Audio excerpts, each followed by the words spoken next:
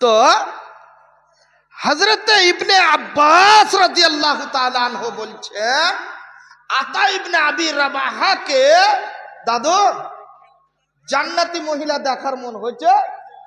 ওই যে দেখো জান্নাতি মহিলা, ওই যে কালো একটা কুৎসিত মহিলা, তার এমন কালো অন্ধকার হয়ে আছে রং, একদম কালো চুকচুকে মহিলাটা এক সাইডে দাঁড়িয়ে আছে, একদম একদিকে আছে।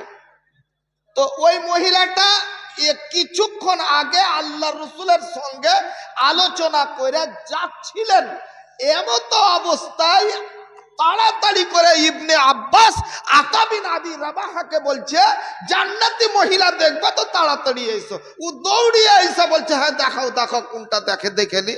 তো না, ওই কালো লোকটা মহিলাটাকে দেখাইলেন হযরত ইবনে আব্বাস।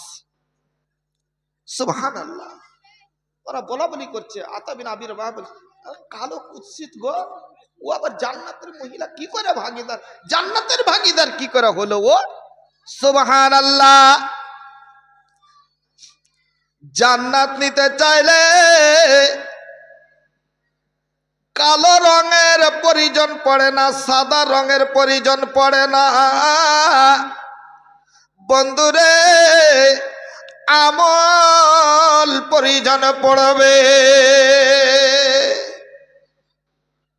যার আমল সঠিক হবে সেই জান্নাতি হবে। ইবনে আব্বাস বলছেন আতা তুমি শুনে নাও, ওই মহিলাটা আল্লাহর নবীর কাছে এসে উপস্থিত হয়েছিলেন। আল্লাহর নবীকে বললেন, সালাম দিয়ে বললেন ইয়া রাসূলুল্লাহ ইয়া হাবিবাল্লাহ, আল্লাহ রাসূল এই যে আমি একজন মহিলা, আমাকে একটা অসুখ আছে, অসুখটা হলো কি, যেটা হলো মির্গি রোগ, মির্গির অসুখ আছে। ইয়া রাসূলুল্লাহ মির্গি রোগ আমাকে দিয়েছে আল্লাহ, মির্গি রোগ আমার ভিতরে আছে।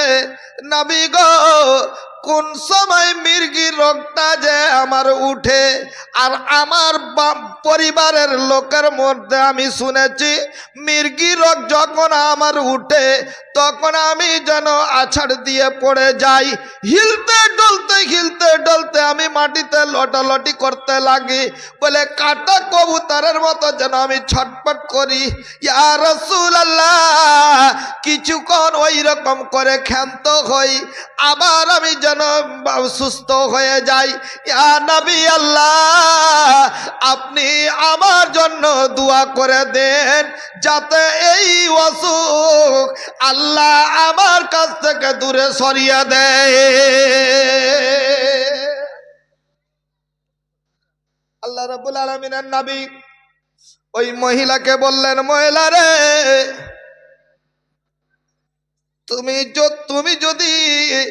তুমি কি চাও? দুটো অপশন আল্লাহর নবী বললেন। প্রথম নম্বর হলো কি, এরে আল্লাহর বান্দি তুমি সবুর করে নাও, যদি সবুর করতে পারো রে বান্দি তাহলে আল্লাহ তোমাকে জান্নাত বিনিময় দেবে। আর যদি তুমি চাও যে আমার অসুখটা দূর হয়ে যাক, তাহলে আল্লাহর কাছে দোয়া করে দেব, তোমার অসুখটা আল্লাহ দূর করে দেবে। কোনটা তুমি চাও? চট করে ওই যে জ্ঞানী মহিলা, নামাজি মহিলা, ইমানদার মহিলা, আল্লাহওয়ালি মহিলা চট করে বললেন ইয়া রাসূলুল্লাহ ইয়া হাবিবাল্লাহ আমি সবুর করে নিলাম আল্লাহর নবী, আমি ধৈর্য ধারণ করে নিলাম। আমার জান্নাতের প্রয়োজন আছে, আমার দুনিয়ার রং তামাশার প্রয়োজন নেই। ইয়া রাসূলুল্লাহ আমি সবুর করে নিলাম। আল্লাহর নবী ওকে জান্নাতের সুসংবাদ দিলেন। ওরে আল্লাহর বান্দে, তাহলে তুমি হয়ে গেলে জান্নাতে। আবার ওই মহিলাটা এক পা দুপা করে আগিয়ে গেলেন, যাওয়ার পরে আবার পুনরায় রিটার্ন হলেন। রিটার্ন হওয়ার পর নবীকে বললেন, ইয়া রাসূলুল্লাহ, ইয়া হাবিবাল্লাহ, আল্লাহর নবী, আমি যে একজন সাবালিকা মহিলা, ইয়া রাসূলুল্লাহ, আমার ওই অসুখটা যখন উঠে যাবে, কোন সময় কোন জায়গায় থাকবো আমি, হয়তো কোনো লোকজন অপর পুরুষ আমার আশেপাশে থাকবে, আর জানি না কোন সময় অসুখটা উঠে যাবে, আর ওই কাটা কবুতরের মতো আমি পড়ে যে লটালটি করব। ইয়া রাসূলুল্লাহ, আমার গায়ের কাপড় যে উদাম হয়ে যাবে, আমার যেন শরীর উদাম হয়ে যাবে, আমার লজ্জাস্থান উদাম হয়ে যাবে, আর পর পুরুষ যে আমার শরীর দেখে নেবে। ইয়া রাসূলুল্লাহ, অন্তত এটা আল্লাহর কাছে একবার দোয়া করে দেন, যাতে আমার অসুখটা যখন উঠবে তখন আমি যেন বেপরদা না হই। ভাইরে আমার, বন্ধুরে আমার, আল্লাহ রাব্বুল আলামিনের নবী সঙ্গে সঙ্গে আল্লাহর কাছে দোয়া করে দিলেন, ইয়া আল আলামিন, তোমার বান্দির মনের খবর তুমি বুঝতে পারলে। আল্লাহ গো, আল্লাহ তুমি একে সবুর দাও, আর যখন এই অসুখটা উঠবে, আল্লাহ তুমি ইজ্জতের মালিক, আল্লাহ তুমি একে বেইজ্জত করিও না, তাকে তুমি নির্লজ্জা করিও না, বেপরদা করে দিও না। এই দোয়া আল্লাহ নবী ওকে দিলে।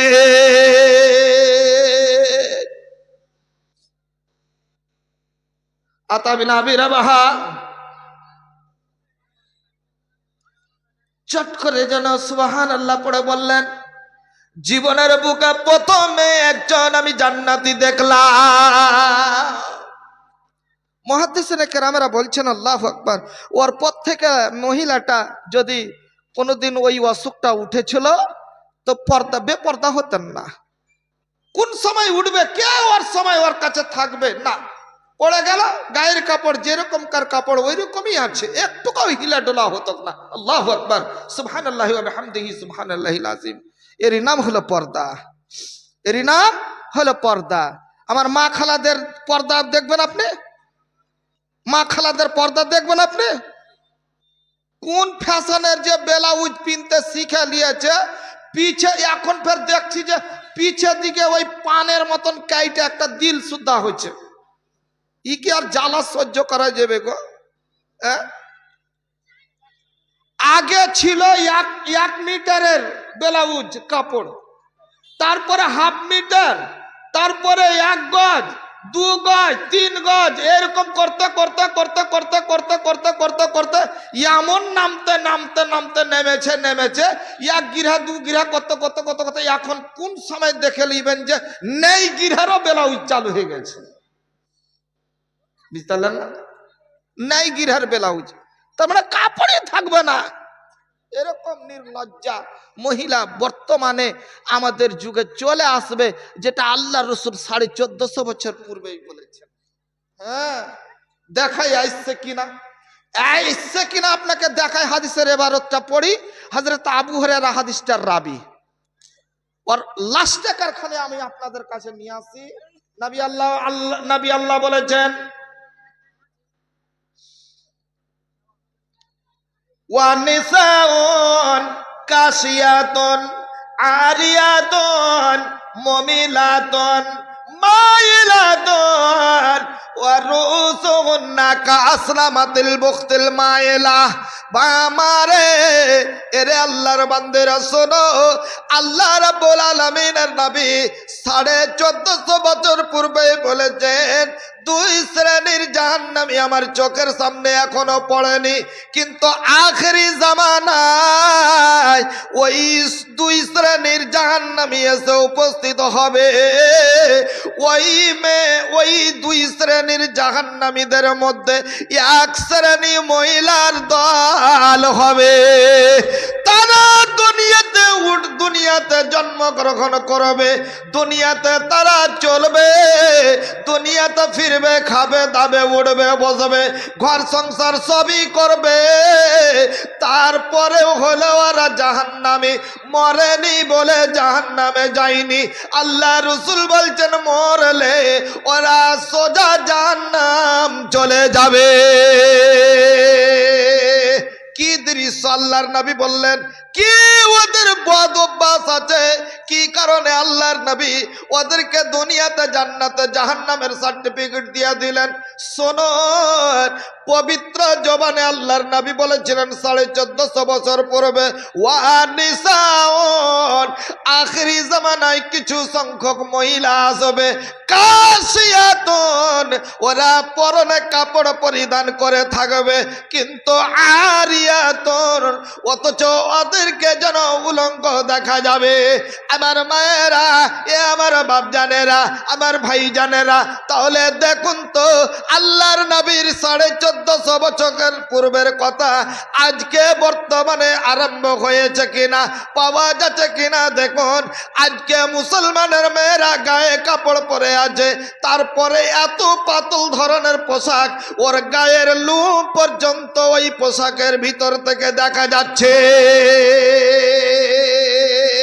আল্লাহ রাব্বুল আলামিনের নবী বলছেন ওয়ানিসাউন কাশিয়াতুন আদিয়াতুন, কাপড় তো পরিধান করা থাকবে কিন্তু আরিয়াতুন, ওদের উলঙ্গ দেখা যাবে। আর আল্লাহর নবী বলছেন এরে আমার ভাই জানেরা, এ আমার দাদু জানেরা, শোনো, ও বাড়ি থেকে যখন বের হবে একটা উঁচু পায়ের হিল পরিধান করবে, আর ওই নির্লজ্জা পোশাক পরিধান করবে, ওই বেহায়া পোশাক পরিধান করবে। মানে যেই এমন বেহায়া পোশাক পরিধান করে নেবে। আর নবী বলছেন ওয়ারুসুহুন্না কাসনামাতিল বুখতিল মাইলা, আর মাথা খানাকে কি করবে, উটের চূড়োখানা যে আছে, কুহানখানা আছে, ওই উটের কুহানের মতো একদিকে যেন ঢলিয়ে দেবে, আর ঢলিয়ে দিয়ে মাথায় ওড়না না দিয়ে ওরা রাস্তা দিয়ে বের হবে খালি মাথায়, আর পর পুরুষকে নিজের দিকে আকর্ষণ করবে, আর 25 গ্রামের হাসি মেরে নিজের দিকে আকর্ষণ দেবে।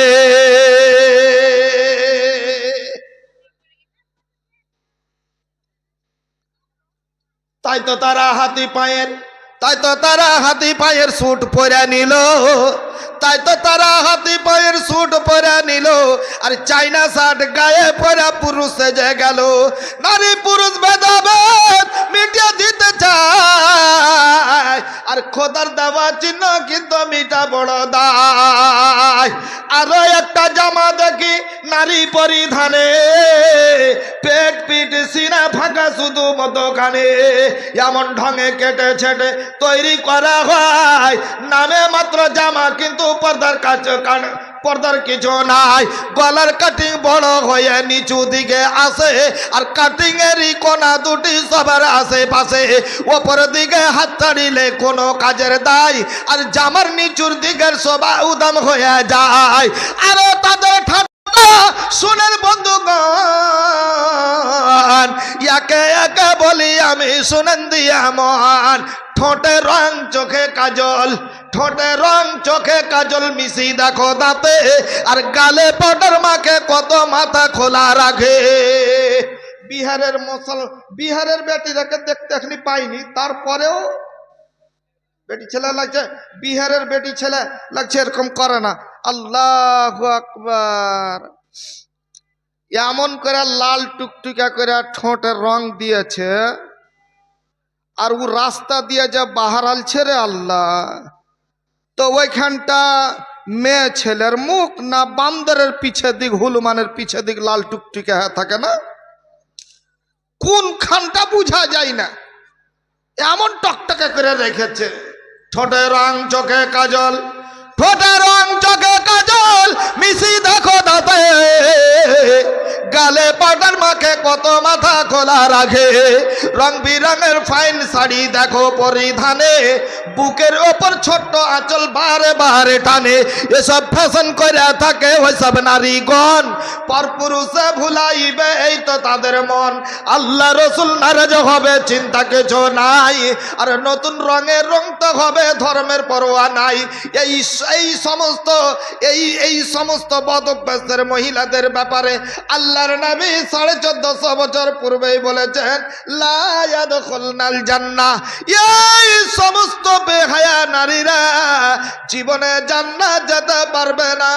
জান্নাতটা যাওয়া দূরের কথা, ওয়ালা ইয়াজিদনা রিহাহা, জান্নাতের সুগন্ধি পর্যন্ত কোনোদিন তার নাকে আসবে না।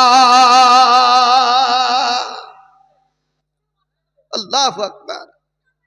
মামার তাহলে একবার চিন্তা করে দেখেন তো, জান্নাত যাওয়াটা অত সহজ নয়।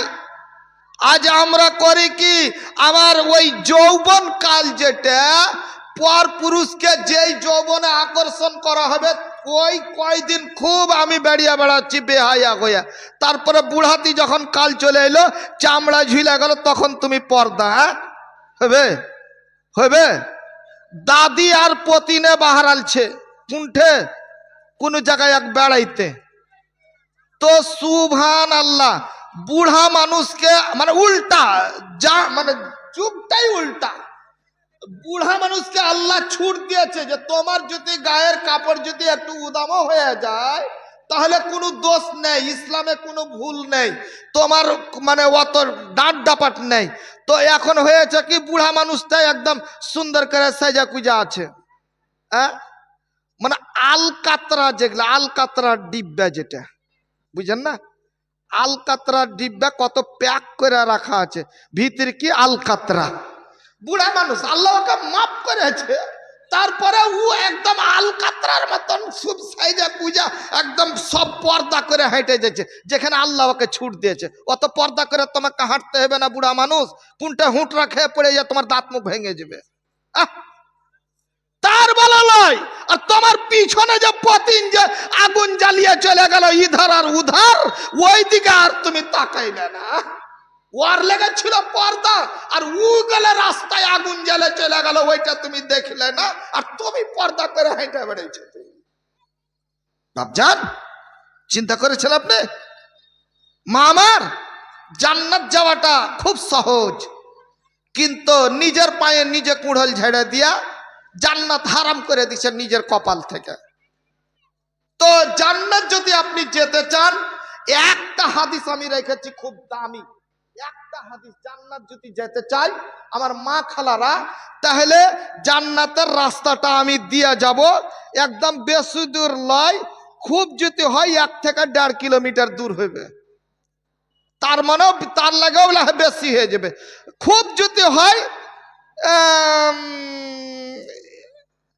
ধরে নাও 3-4টা আমলে যতখানি হাঁটতে হয়, 3-4 কদম, 3-4 কদম, বা গ্রামের ই মাথা থেকে ও মাথায় এতখানি জান্নাত যাওয়ার রাস্তা আমার মা খালাদেরকে দিয়ে যাব। যদি আমার মা খালারা জান্নাত নিতে চায় তাহলে ফ্রিতে জান্নাত দেওয়া যাবে না। কি বললাম? ফ্রিতে জান্নাতের রাস্তা দেখাবো না। জান্নাতের রাস্তা যদি দেখাতে হয়, আমার কোনো এমন মা আছেন, এমন খালা আছেন, এমন কোনো বেটি আছেন, এমন কোনো দিদি আছেন যে একটা নতুন দান দিয়ে পাঠাতে হবে, যেটা সুন্নতি দান। আল্লাহর নবীর মাদ্রাসায় নিজের সৌন্দর্যটাকে কুরবানি দিতে হবে। আমার মা খালাদেরকে বলছি, আপনারা লাখে লাখ মাছি দিচ্ছেন, কানে দুল দিচ্ছেন না, কি বলে এগুলাকে, হাতে পলা দিলেন, সে সোনার হোক বা চাঁদির হোক, পড়ছেন কার উদ্দেশ্যে, কিসের উদ্দেশ্যে? স্বামীটাকে দেখাবো আর মন খোশ করব, এই লেগে, এটাই উদ্দেশ্য আপনার। তো ওই সৌন্দর্যটাকে আপনি স্বামীর কে দেখাবার যে একটা সৌন্দর্য আপনি তৈরি করছেন, ওই সৌন্দর্যটা স্বামীর সামনে মানে কুরবানি না কইরা এতদিন আপনি করলেন স্বামীর সামনে কুরবানি, এবার একটা নতুন একটা আপনাকে কাজ করতে হবে, আল্লাহর নবীর মাদ্রাসায় একবার কুরবানি করতে হবে। দেখি আমার কোনো মা, কোনো খালা, কোনো বোন, কোনো ভাই এমন আছেন আল্লাহর নবীর মাদ্রাসায় কিছু দান দিয়ে পাঠাবে, সন্ন্যাতি দান। যদি দিতে পারে ওদের জন্য দোয়া হবে, আর যদি দিতে না পারে তাহলে আমি কিন্তু আর জান্নাতের রাস্তা আজকের মতন মাপ দেখাতে পারবো না। আর কোনো দিন যদি এই এলাকায় ডাকে তো আমি আর আসব না। কেন? এই যে এরা পেলে এরা করবে কি, এদের এই এলাকার লোক তখন করবে কি, প্রত্যেক যেই জালসাতে আসবো সব জালসাতে ওই 12টার পর আমাকে চড়াইবে। যার কারণে এই এলাকায় ডেট দেওয়া এখনকার মতন আমি স্টপ করে দিব। এই দিঘাল ব্যাংকে জালসা দেব না আমি এই এলাকাতে। তো বাপ আছেন কোন আমার ধন, কোন ভাই? আচ্ছা ওখানে কিসের হুড়াহুড়ি হচ্ছে গো? এত কেন আমাদের গল্প হচ্ছে? কার ওগুলা? বাইরের ছেলে মেয়ে আছে নাকি? আচ্ছা কতক্ষণ থেকে হচ্ছে বলেন তো? ধ্যানটা আমার ওইদিকেই যাচ্ছে। আছেন কোন মা খালা ভাইজান আছেন, কোন মা আছেন, কোন দাদা আছেন, কোন বাপজান আছেন যে যার শেষ ভালো সব ভালো? এই শেষ রজনীতে কোন মা, কোন খালা, কোন ভাই, কোন দাদা, কোন বোন যদি আপনি পারেন নতুন একটা যদি দান আপনি দিয়ে যেতে পারেন, বা কেউ যদি বলেন যে না আমি টাকা নেই, আমি পয়সা নেই, ধান গম দিয়ে দিব, আপনার জন্য দুয়াই খায়ের আমি করে। কে আপনি? নামটা ভাই? দাদা দাদি মারা গেছেন বলে দিবেন, আমি মরেনি ওই কথাটা বলবেন।